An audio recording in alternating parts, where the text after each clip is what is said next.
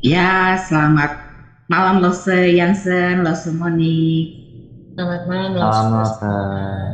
Ya, hari ini kita mau eh, membahas satu bagian tentang The Last Day of Jesus.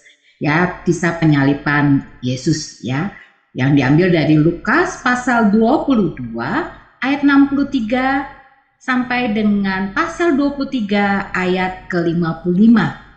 Ya, dengan belajar firman Tuhan ini, dengan kita merenungkan firman Tuhan ini, kita bisa diajar untuk mengerti bahwa kematian Yesus adalah pernyataan kasih Allah yang terbesar bagi manusia. Dan kita juga belajar di dalamnya, diajak untuk bersyukur karena Yesus rela mengorbankan dirinya mati di kayu salib untuk menanggung hukuman atas dosa yang seharusnya kita terima. Dan juga kita diajak untuk lebih percaya kepada Tuhan Yesus dan mau hidup mengasihinya dengan membagikan kasih Tuhan kepada orang lain. Begitulah selesai. Langsung, kisah tentang penyalipan Yesus itu kisah tragis ya kalau dilihat dari kacamata dunia. Iya, Lose. Tragisnya, Yesus dikirim bolak-balik, mulai dari penangkapan Mahkamah Agama Yahudi, lalu dikirim ke Gubernur Jenderal di Yudea, yaitu Pilatus. Kemudian dari Pilatus, Yesus dikirim ke Raja Herodes, yang pada akhirnya dikirim balik lagi ke Pilatus, dan sampai pada keputusan mayoritas rakyat Israel bahwa Yesus harus disalibkan. Langsung, apa ini memang rencana Allah? Untuk urutan penganiayaan Yesus itu harus seperti ini ya? Seperti simbol bahwa Yesus ditolak oleh bangsa Israel dan bangsa Romawi? Apa yang terjadi pada Yesus itu adalah semuanya di dalam rangkaian, ya. Tentu rangkaian siapa? Rangkaian rencana Allah. Jadi apa yang penderitaan yang Yesus alami, apa yang harus dia tanggung semuanya itu semua di dalam rangkaian rencana Allah untuk menyelamatkan manusia yang berdosa. Jadi bukan dia melakukannya semua itu yang terjadi itu karena ada drama-drama tertentu, tetapi sekali lagi semuanya di dalam seizin Allah dan semuanya di dalam rencana Allah. Kalau lo selalu baca di dalam Yesaya 53 ayat 7, itu satu nubuatan yang bercerita seperti anak domba dibawa ke pembantaian. Nah, inilah yang terjadi pada Yesus. Karena di dalam sejak dalam perjanjian lama sudah ada rencana Allah di dalam apa? Keselamatan manusia. Maka itu keselamatan itu bukan usahanya kita ya, bukan karena kita yang hebat, bukan karena kita yang luar biasa, tetapi semuanya sudah terjadi direncanakan oleh Allah. Semuanya di dalam otoritas Allah. Bagian kita hanya yaitu percaya dan beriman kepada Yesus. Demikian ya, selesai. Oh, tapi Lose ada pertanyaan nih. Kan Pilatus waktu itu tanya kepada rakyat Israel, siapa yang mereka pilih untuk dibebaskan, Yesus atau Barabas? Nah, rakyat pilih Barabas untuk dibebaskan. Bahkan mereka berteriak, salibkan Yesus. Nah, minggu lalu kan kita baru bahas Jesus Grand Entrance. Saat Yesus masuk ke Yerusalem dengan megah dan disambut oleh rakyat dengan sorak-sorai Hosana Hosana. Nah, tapi kok bisa sih rakyat yang tadinya bersorak Hosana menyambut Yesus, tiba-tiba ikut berteriak juga salibkan Yesus? Apa jangan-jangan yang berteriak salibkan Yesus itu semacam pendemo bayaran? Zaman dulu juga ada kali ya pendemo bayaran. Ya, kalau kita bahas tentang sambutannya, sambutan rakyat pada waktu itu, pada waktu Yesus masuk ke kota Yerusalem itu karena mereka melihat Yesus itu adalah nabi dari Nazaret, ya. Nah, hal ini disebabkan karena Yesus itu banyak membuat mukjizat. Jadi mereka lihat Yesus itu hebat, orang hebat lah ya. Kalau seperti kita kalau lihat ada orang hebat, orang yang luar biasa, pengen lihat.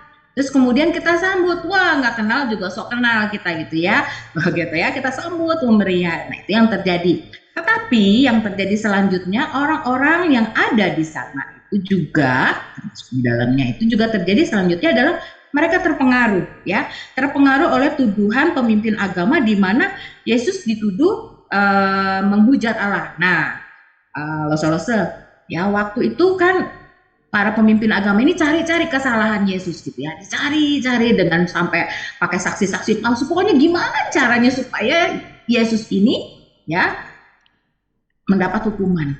Ya, Yesus ini istilahnya dibuang lah gitu ya.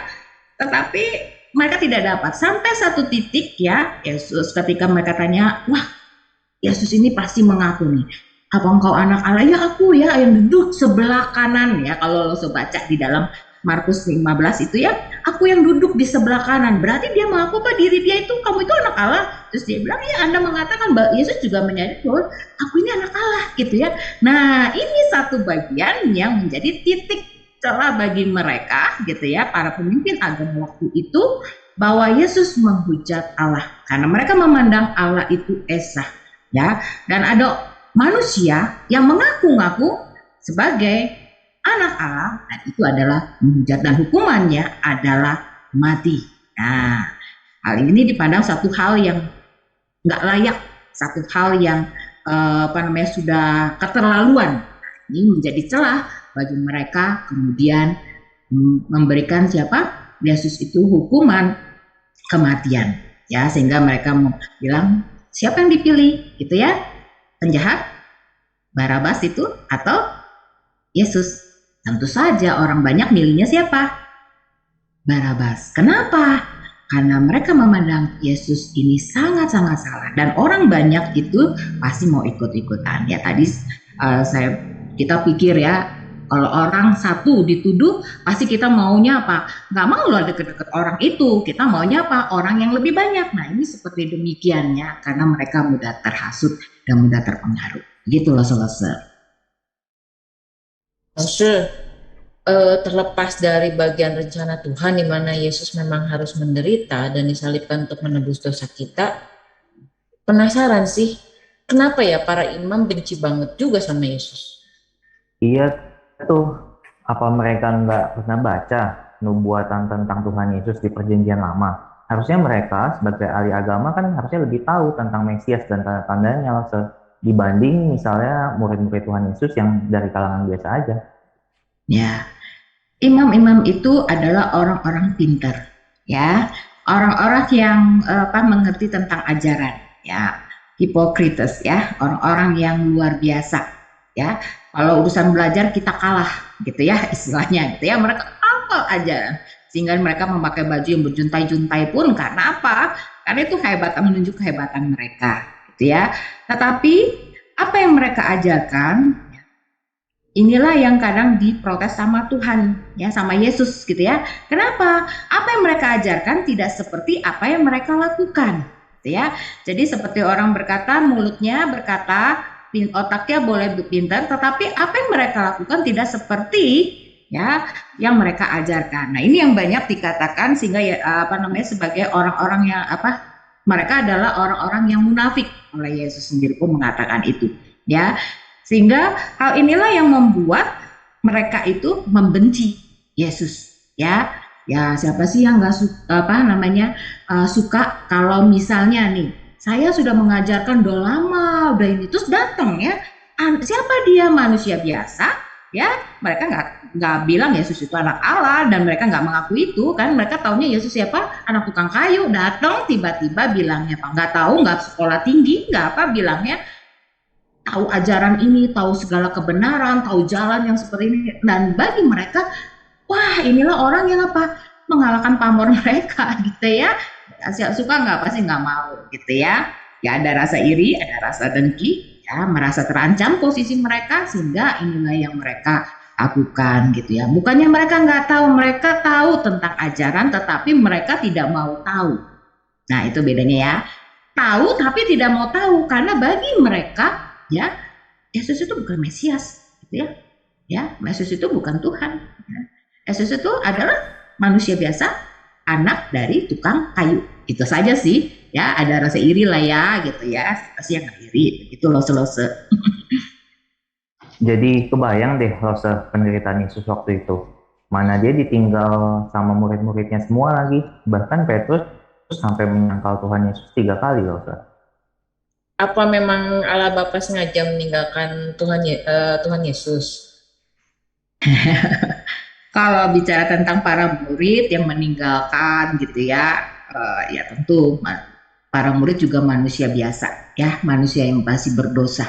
Mereka takut dong, gitu ya. Takut juga dihukum, takut juga ditangkap, takut juga bahkan kalau dikatakan Yesus di dalam kematian gitu, hukumannya adalah mereka juga takut mati, gitu ya. Nah, tapi berbeda dengan Yesus ya. Siapa itu Yesus ya? Yesus adalah Tuhan. Tapi waktu menjadi manusia, dia menanggalkan ketuhanannya dan menjadi manusia sepenuhnya. Ya, jadi bukan manusia setengah dewa. Ya, artinya ini bagaimana nih gitu ya? Manusia setengah dewa hebat gitu, bukan. Ketika dia menjadi manusia, benar-benar dia sepenuhnya adalah manusia. Ada rasa capek, ada rasa kesel, ada rasa marah juga. Tetapi jelas tidak di dalam hal berdosa ya. Yesus tidak pernah melakukan dosa. Itu yang terjadi ya. Nah, pada saat Yesus menanggung semua dosa manusia di atas kayu salib ya. Yesus yang tidak berdosa tetapi dia menanggung dosa manusia di atas kayu salib ya. Inilah hal yang paling terberat yang terjadi pada dirinya ya. Nah, saat itulah itu menunjukkan ketika Yesus mengatakan, "Allahku, Allahku, kenapa engkau meninggalkan aku?" Jadi seperti kata Rasulullah ini, seolah Yesus ditinggal sama Allah. Wah, Allahnya ini enggak setia nih ya gitu ya. Lo kok tinggalin saya gitu ya. Tetapi di sini ini menunjukkan apa Rasulullah? Allah itu adalah kudus. Ya. Dan manusia itu penuh dengan dosa. Kudus dan berdosa tidak bisa bersama. Ya, dan saat itu di atas kayu salib Yesus menanggung semua dosa manusia dan Yesus juga menanggung murka Allah atas dosa itu ya, atas hukuman yang Allah akan berikan itu semua ditanggung oleh Yesus. Nah, saat itulah Allah memberikan hukuman kepada Yesus dan Yesus itu ditinggalkan. Ya, bukan berarti ditinggalkan seperti itu, tapi ini dalam rencana Allah ya. Ada rencana selanjutnya nanti yang akan kita lihat di dalam bagian firman Tuhan selanjutnya ya, Joseph. Nah, inilah yang terjadi, sedemikian dahsyat murka Allah yang ditanggung Yesus sehingga saat itulah Allah ingin menunjukkan bahwa dosa dan kekudusan Allah tidak bisa bersama. Ya, dia rela tentunya melakukan semuanya karena dia mengasihi setiap kita. Itu loh kenapa ya sepertinya ditinggalkan oleh Allah itu. Oh iya loh, semasa hidupnya Yesus kan pernah tuh beberapa kali menceritakan rencana mati 3 hari dan bangkit lagi kepada murid-muridnya. Tapi kenapa mereka pada lupa semua ya pas kejadian? Iya loh, malah pada lari semuanya loh, Sir. Panik kayaknya ya. Ya, tadi kembali lagi karena mereka adalah manusia biasa ya, takut. Yang pasti adalah di dalam diri mereka ya, Roh Kudus belum memberikan penerangan ya. Ya, Roh Kudus belum berbicara banyak hal di dalam diri mereka. Ya, seperti orang yang tidak mengenal Allah. Ya, kadang-kadang kita gregetan ya gitu kalau baca firman Tuhan ya. Baca kita tahu gitu ya, udah banyak dikasih tahu ini tetap nggak tahu ya. Bahkan kalau waktu Yesus bilang saya mau ya pergi gitu ya, itu muridnya juga masih nggak ngerti gitu ya, mau ikut nanti ya ikutnya tetap mau ikut gitu, nanti kamu begini nggak gini gitu, karena apa? Sekali lagi Roh Kudus belum turun di dalam dunia ini dan belum memberi penerangan kepada hati ya para murid-murid pada saat itu. Begitu loh selesai. Oh gitu loh, Sir.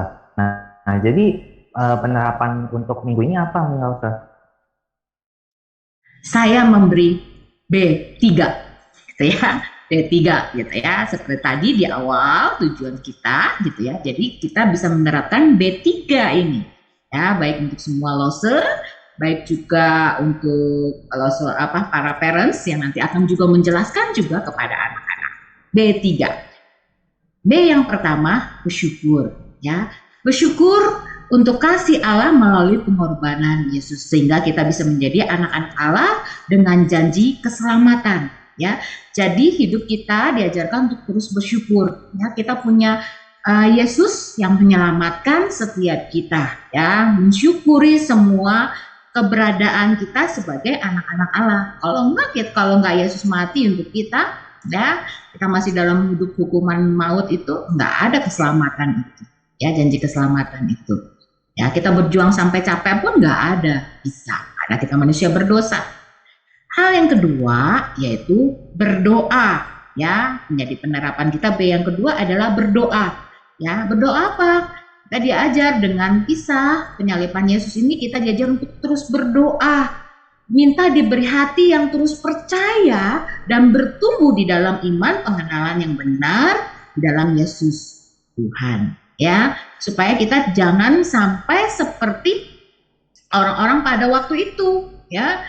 Mereka itu mudah terpengaruh, ya. Sekarang ini apalagi banyak ajaran sesat gitu ya. Dengan kisah penyaliban ini kita berdoa gitu ya, Tuhan tolong saya terus untuk percaya sampai dengan akhir hidup kita gitu ya. Hal yang ketiga itu bicara kita harus berbagi, ya. B yang 3 ini ya, berbagi. Berbagi apa? Berbagi kasih Allah yang sudah kita rasakan kepada orang-orang di sekitar kita. Bagikan kasih Allah itu. Kita sudah diselamatkan, kita sudah diangkat menjadi anak Allah gitu ya, anak-anak Allah gitu ya. Kita sudah mendapat janji keselamatan itu. Bagian kita adalah bagi juga pada orang lain. Boleh saya katakan itu seperti berbicara, beritakan apa yang kita lakukan gitu ya, kisahkan tentang bahwa Yesus mati bagi setiap kita. Di dalam Yesus ada keselamatan dan semua yang Yesus lakukan karena mengasihi setiap kita yang berdosa ini. Gitu loh, ya kira-kira susah nggak ya? Bisa nggak dilakukan? Pasti bisa ya. Bisa ya, apalagi bersyukur, berdoa, dan kita mau berbagi kasih Allah. Begitu loh selesai. Oke, terima kasih ya. Loh selesai sudah bisa bersama-sama kita membahas bagian firman Tuhan ini. Terima kasih juga untuk lose-lose yang ada di rumah. Terima kasih juga untuk lose-lose yang mendengar ini. Ya, terima kasih untuk para parents juga yang boleh mendengar ini dan bisa menceritakan kepada anak-anak ya, lebih meneguhkan kepada anak-anak gitu ya. Ya, terima kasih untuk Lose Jansen, terima kasih untuk Lose Monik yang sudah bersama. Terima kasih Lose Feni. Terima kasih Lose Monika. Oke, Tuhan Yesus memberkati setiap kita.